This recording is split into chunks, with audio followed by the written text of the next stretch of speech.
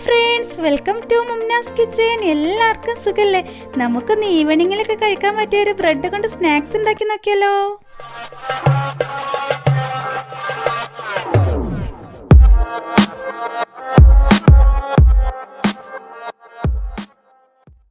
അങ്ങനെ നമുക്ക് വീഡിയോയിലേക്ക് കടക്കാം. ഒരു 6 ബ്രെഡ് ഞാൻ എടുത്തിട്ടുണ്ട്. അതിൻ്റെ സൈഡ് ഒന്ന് കട്ട് ചെയ്തെടുക്കുന്നുണ്ട്. ബാക്കിയുള്ളതൊക്കെ ഇതേമാതിരി നീളത്തിലൊന്ന് കട്ട് ചെയ്തെടുക്കാം.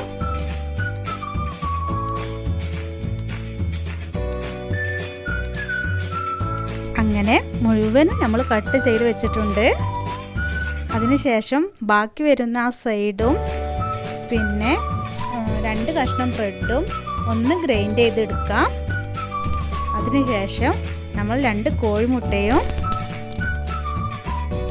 പാൽപ്പൊടി കുറച്ച് വെള്ളത്തിൽ കലക്കിയതാണ് അതും പിന്നെ ആവശ്യത്തിനുള്ള പഞ്ചസാരയും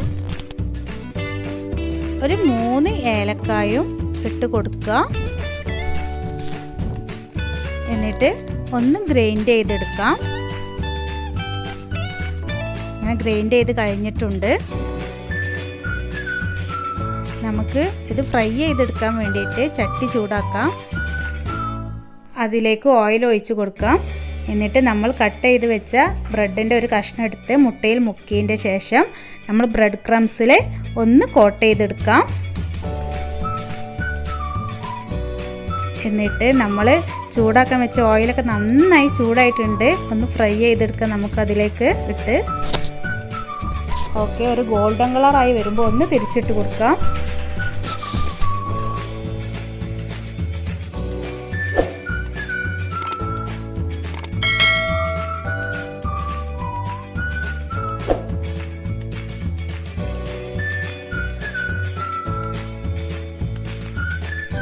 അങ്ങനെ നമ്മുടെ സ്നാക്സ് റെഡി ആയിട്ടുണ്ട്.